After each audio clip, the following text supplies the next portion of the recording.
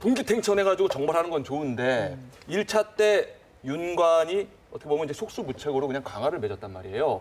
그냥 정벌해서는 안 되고 치밀한 준비가 필요할 것 같아요. 어떤 신출귀몰한 작전이랄지 어떤 전략이 있었습니까? 그렇죠. 그래서 이것도 정말 시험에 아주 출제 빈도가 높은 별무반이 창설됩니다. 별무반! 별무반 여기서 나오는구나. 그러면 이 별무반은 바로 이제 그 윤관의 건의로 이제 숙종 때 새로 창설된 부대. 그래서 이 별무반을 만들어지게 된 결정적인 계기 중에 하나가 저 여진은 주로 기병인데 우리 아군은 보병이다.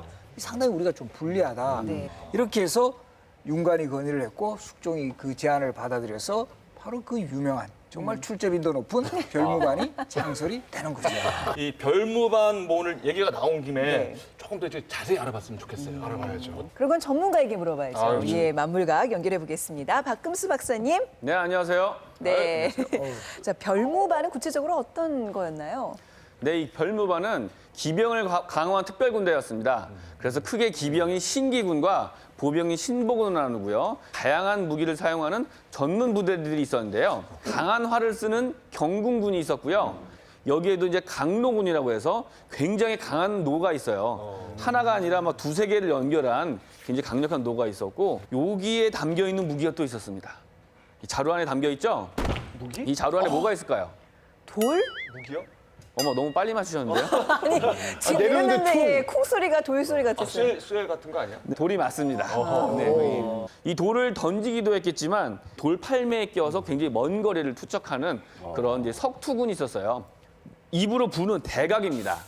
이 대각이라고 이제 뿔각자를 쓰는데요. 이렇게 이제 뿔로 만든 악기를 말하는데요. 이런 대각군이 있었는데 이런 대각을 부는 신호는 군사들을 모으거나 아니면은 돌격을 시킬 때 바로 이 대각을 불게 돼 있었습니다.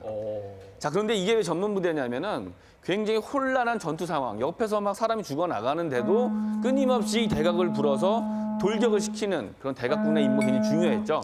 한번 불어봐 주세요. 소리 좀 들어보게. 정말 중요해요. 나중에 소리를 낼 수도 이런 저음이 있잖아요. 나는 소리예요. 네. 이 외에도 이제 돌격대로 추정되는 도탄군이 있었는데요. 도탄군은 돌격 부대임에도 불구하고 기병이 아니라 보병이었어요. 그래서 이 도탕의 임무는 적이 공격 대응을 제대로 형성하기 전에 막 들어가서 적의 기세를 꺾는 그런 분탕질을 치는 소수 정예 부대였을 것으로 추정됩니다. 지금 보니까 부대들이 이렇게 굉장히 전문화되어 있는데 한꺼번에 싸웠을 것 같지는 않아요. 그러면 복잡하니까. 어떻게 싸웠을까요? 제가 좀 더 시각적으로 이렇게 좀 자석을 써서 설명을 좀 드리도록 하겠습니다. 자, 이런 식으로 이제 고려군이 포진해 있고요. 이제 여진의 공격이 이루어지고 있습니다. 그런데 이제 이 들판에서 두 군이 만났을 때는 우선 공격 대응을 짜야겠죠. 그렇죠. 그런데 이제 도탕 부대가 그냥 막 들어가는 거예요. 막 그냥. 뭐 제대로 이루기도 전에. 자, 근데 이 도탕 부대는 소수였잖아요. 그래서 어차피 진압되고 사실 대부분 죽게 마련입니다. 그러니까 너무 불쌍해요. 근데 그럼에도 불구하고 이렇게 돌격하는 이유는 대개는 이 도탄군을 죄수 또는 명예를 실추한 귀족으로 구성됐을 가능성이 큰데요. 열심히 싸워서 공을 세우고 죽게 되면 그들의 남은 가족을 보살펴주거나 또는 귀족의 경우에는 명예를 회복해주는 그러한 대가가 있었기 때문에 그런 목숨을 버리고서라도 용감하게 공격을 했던 것이게 되겠죠. 아이고, 처절하네. 결사되네. 네, 죽음을 결사되네. 이제 도탕 부대는 서서히 진압이 되고 여진의 정규 공격이 시작되겠죠. 자, 그럴 때는 바로 강노군과 경군군, 강한 노와 강한 활을 든 부대가 앞으로 딱 나와서 매우 강력한 원거리 사격을 하게 됩니다. 그럼에도 불구하고 여진은 막 계속 옵니다. 계속 맞아가면서 막 오죠. 그래서 그럼에도 불구하고 계속. 최소한 이 기병의 힘을 약화시키기 위해서는 뭘 쓰냐, 바로 돌을 던지는 거죠. 돌을 막 던집니다. 막 여기저기 맞겠죠. 그래도 막 던집니다. 전열을 고르고 있던 기병이 나가서 이들을 저지하게 되는 것이죠. 드디어. 이때 여진의 기병은 많이 상처를 입었겠죠. 네. 자, 이렇게 기병들끼리 싸우는 사이에 신보군은 계속해서 점점 앞으로 나가서 이들에게 뛰어들어서 진열을 유지한 상태에서 물론 이 여진군과 백병전을 치르는 형태로 이 전투를 치렀던 것으로 보이는 것이죠. 정말 상당히 조직적이고 체계적인 전술이네요. 네. 네? 현대전 못지않아요. 그런데 아까 그 윤관이 1차 정벌에 그 실패한 이유가 여진의 기병 때문이라고 했잖아요. 도대체 이제 어떤 방법으로 기병에 대응을 했을까요? 그래서 당시 이제 고려군이 여진의 기병을 상대하기 위해서는 바로 이러한 대도를 썼을 것으로 추정이 됩니다. 우와. 네. 이 대도 큰 칼이라는 뜻이죠. 자, 그래서 이제 긴 칼에 긴 자루를 쓰는 것을 대도라고 하는데요. 이 고려사에 보면은 이 대도를 썼다는 기록이 굉장히 자주 나옵니다. 자, 이 대도는 이 전한 시대부터 썼었던 참마검이라는 것이 있었어요. 참마, 말을 벤다는 뜻인데요. 자, 그런 병기가 이제 시대가 변해서 고려 시대에 와선 이러한 형태로 자리를 잡았던 것으로 이제 보입니다. 이런 대도에 대해서는 사실은 송나라도 이런 대도류를 썼었어요. 송나라의 어떤 굉장히 유명한 장군이죠. 악비 장군이 있었습니다. 그 유명한 악비.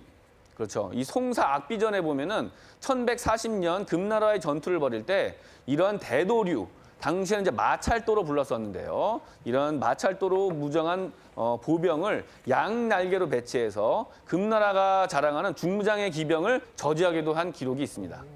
아니 근데 지금 보니까 그 진짜 진짜 대도예요? 네, 이거 뭐 증거입니다. 번쩍번쩍해요. 이 대도의 기본적인 이제 그 공격법을 한번 보여드릴 텐데요. 네. 유.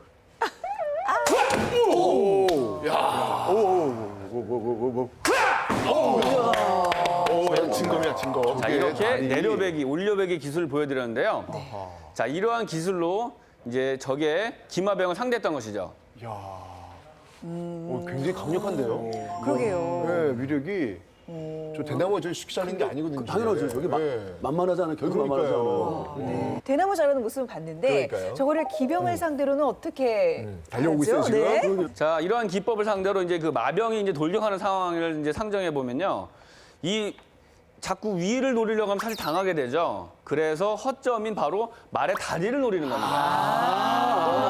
이 굉장히 길게 뻗어 있는 날을 이용해서 배를 찌르기도 하죠. 근데 또는 말이 돌아서 너무 바로 아프겠다. 목을 치기도 하는 거예요. 네. 그래서 제가 뭐 이 친구한테 큰 감정이 있는 건 아니고요. 여기 타 있는 사람이 문제인 거죠. 네. 그래서 이러한 공격을 통해서 기병이 떨어지면 바로 좀 혼내주는 거죠.